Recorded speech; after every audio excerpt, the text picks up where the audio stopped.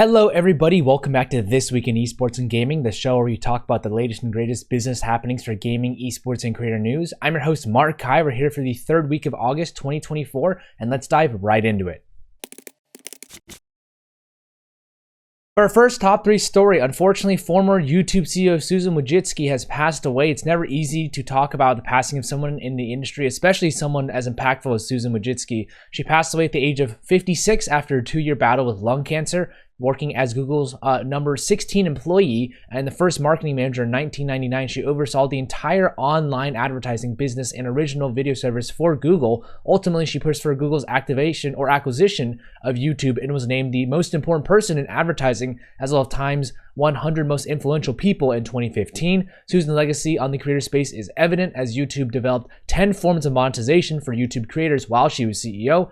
Additionally, YouTube Premium, TV, Shorts, and Gaming were all areas of the company that she pushed forward under her leadership. Susan has been on both Forbes and Fortune's list of most powerful women, and in 2023, she made Forbes' list of America's self-made woman. The Freedom Forum Institute recognized her with a Free Expression Award in 2021. And more than with just YouTube and product features, though, Susan's impact on those around her shines truly. Sundar Pichai, the 𝗠𝗿 CEO, wrote a message to employees highlighting how Susan always put others first and how during his Google interview, she took him out for ice cream and a walk around campus. Susan was always an advocate of paid family leave, pushing for companies, including her own, to embrace a healthier balance between work and home life for their employees. Google and many others, I presume, will share many more plans in the future on how it plans to celebrate her life and legacy. For our second top 3 story, Newzoo have released their 2024 Global Games Market Report. So here's some insights to note. The global games market is expected to generate $187.7 billion in 2024, which is a 2.1% increase year over year. PC gaming revenue will grow by 4% year over year to $43.2 billion, with cross-platform releases, evergreen titles, and a lack of console content driving growth for the PC market. The console market is expected to stay stagnant this year, with actually a 1% decline this year after 2 slower years of growth. Number of players worldwide will reach 3.42 billion this year, marking a 4.5% increase over the last year. And the Middle East and Africa region will see the highest growth at 8.2% to 559 million players, with North America being the smallest region at 244 million players and only a 2.9% increase. The report pulls from data from over 73,000 respondents across 36 key countries and markets. There are also lots of trends from that report that pull on as well. So if you're interested in the full report, I'd recommend checking it out from Newzoo. For our final top 3 story, Epic Games Store has launched on mobile. The Epic Games Store officially has arrived on mobile for Android devices worldwide and iOS devices in the European Union. That means Fortnite, Fall Guys, and Rocket League Sideswipe, among other titles, will be available to play on mobile devices in those regions. This is the first time mobile Fall Guys has actually been available and includes crossplay and cross-progression across mobile, PC, and console. Epic Games is also offering new rewards in Fortnite, Fall Guys, and Rocket League Sideswipe for those who install the Epic Games Store and play those games on mobile. The games will also be available on AltStore PAL on iOS in the European Union, with plans to bring games to Aptoid's iOS store on EU and One Store on Android, signaling a further push for third-party app stores. This comes as a result of the Digital Markets Act in the EU and Epic Games' lengthy fight in the various courts. It will be interesting to see how this offering progresses and how much revenue is actually expected to come from this move and what the community thinks of it overall. As far as partnerships go, Gameloft partnered with Ferrari. This partnership will see the creation of the Ferrari HP Esports Asphalt Series, which will be open to all players. This is the first esports competition for Asphalt Legends Unite and will utilize its cross-platform capabilities to provide all of its players with a chance to compete. Mad Lions Koi have partnered with PepsiCo to become the official beverage sponsor of the Org's League of Legends team. Pepsi will be the brand specifically highlighted, with Pepsi's logo being displayed prominently on the front of Mad Lion Koi's LEC jerseys.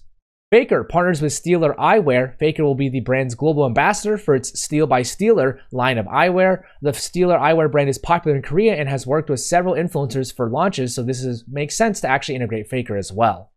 ESL Faceit Group partnered with Unilever. 3 brands, Knorr, Pot Noodle, and Unox, will see promotions across IM Cologne and ESL Pro League as a result of this partnership. There will be activations at these events to give fans a chance to win a range of prizes, including merch and gaming peripherals.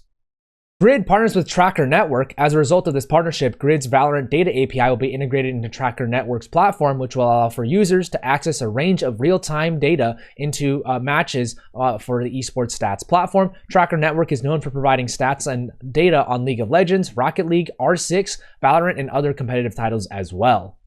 Virtus Pro extend their partnership with Kappa. The two companies have revealed a new clothing collaboration dubbed Kappa x Virtus Pro that includes a long sleeve shirt and 3 t-shirts. This is the second clothing collaboration between the groups, with the first collaboration launching last year. As far as finance and M&A goes, Krafton have acquired Tango Gameworks and Hi-Fi Rush. This marks Krafton's first significant investment into the Japanese video game market and also sees Krafton gain rights to Hi-Fi Rush, a rhythm action combat game. Krafton intends to collaborate with Xbox and ZeniMax to ensure a smooth transition and maintain continuity at Tango Gameworks.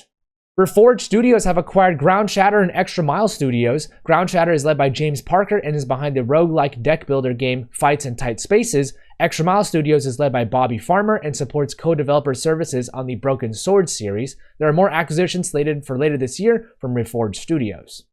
Reforged Labs have raised a $3.9 million seed round. The Gen AI platform saw the round led by global VC firm DCM, with participation from Y Combinator, Epicon Capital, Goodwater Capital, and others as well. The company focuses on providing AI tools for game studios for video advertisements and will be used for the funding to extend its offerings into other areas. Fervor have raised a $12.7 million round. The round was led by Iberis Capital with participation from Indico Capital Partners and Linz Capital. The funding will help enable the company to further develop its AI-powered game creation platform, which aims to help the creation and distribution for devs and non-developers. Lazarus Agency are going to acquire Parlay Media Group. The acquisition sees the digital media group join Lazarus to enhance its digital, live, and event-based footprint and content strategy. Parlay Media Group focuses on sports, entertainment, and iGaming, so this seems to be a solid fit, with Lazarus also raising 5 million Canadian dollars to facilitate the 100% acquisition here. Eschatology Entertainment have raised a $11.3 million round. The round was led by Krafton with participation from Gem Capital and the Games Fund. Gem Capital has furthered its investment in the company and will see the funds focus on the development of upcoming Souls-like FPS set in the apocalyptic Wild West. Keyword Studios have acquired Wushu Studios. The amount was undisclosed, though for context, Wushu Studios was founded in 2017 by Alan McDermott and provides work-for-hire services to publishers and developers. In addition to porting, remastering, and live support services, Wushu Studios will maintain creative independence while also getting access to other resources and expertise as a result of this acquisition. As far as workforce changes go, Gerard Griffin has joined Supercell as the CFO. Gerard has a ton of experience in finance, as he was the CFO of Zynga for 6 years and was the SVP of finance at EA for nearly 4 years in the past as well. Most recently, he was a Sport Radar for a year and also started his career at KPMG for 8 years. He was a post-grad DPA in finance from University College Dublin.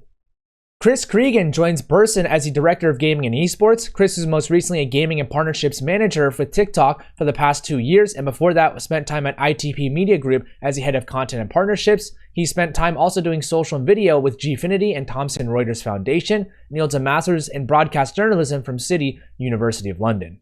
John Needham has been appointed the President of Publishing and Esports at Riot Games. John is a veteran with Riot Games, as he was the President of Esports for the past 3 years and was the Global Head of Esports before that as well. Before joining Riot in 2017, he was with Microsoft for 3.5 years, overseeing various game studios for the United States. He holds a degree in accounting from San Diego State University.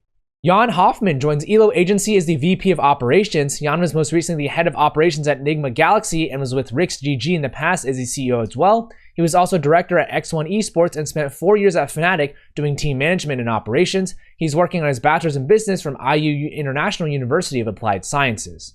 Jin Oh has joined Krafton as the Chief Global Publishing Officer. Jin has extensive experience in gaming, as he was most recently with Bitcraft Ventures overseeing the APAC practice. He was the CEO of Garena in the past and was the President of Global Esports and Worldwide Publishing at Riot Games in the past as well. He also spent time with Blizzard and SK in various executive roles, and he holds a degree from Cornell University. Quentin Stays-Pillay joins Fervor as the CEO. Quentin has a plethora of gaming experience with his 4 years at Epic Games overseeing Unreal Engine International operations. He was also with Unity for 2 years leading the business unit in APAC, and among other experiences, he was with UMG, IBM, Creative Games India, and Take-Two in the past. He was an MBA from Solvay Brussels School of Economics and Management. Chelsea Blasco has been appointed the sole CEO of Iron Galaxy. This comes after Adam Boyes announces his departure from the company after 8 years. Adam will be leaving by the end of the year, which puts Chelsea in charge of the company. And Chelsea's been with Iron Galaxy Studios for over 14 years now and has experience from EA, Robomodo, and other gaming companies as well. Chelsea is most recently the co-CEO and partner from 2020 until now, and she holds a bachelor's in Germany and theater from the University of Notre Dame. As far as new stuff goes, ESL Gaming have launched their Live Legendary brand campaign. As a result, ESL Facets Group's star brand ESL Gaming featured a branding overhaul in collaboration with Design Bridge and partners to incorporate the current color scheme for ESL with updated fonts and elements. This was also on display at IEM Cologne for CS2 as well. Riot Games have announced custom emotes for League of Legends Esports. A total of 75 emotes will be available through in-game stores, and the 30% of the gross revenue from emote sales will go directly to the teams that help design the emotes, providing another revenue stream for these esports organizations. The leagues included are the LCK, LPL, LEC, LCS, VCS, PCS, CBLOL, and LLA. That's it for this week in esports and gaming. Thank you so much for tuning in. Credit to the authors and brands themselves for the images and information provided. Shout out once again to the esports advocate James Fudge as well as InvestGame for providing many insights that support this series. If you want to show some support to me, either tag someone down below in the comments or share this with your audience. And as always, everybody, have a great day.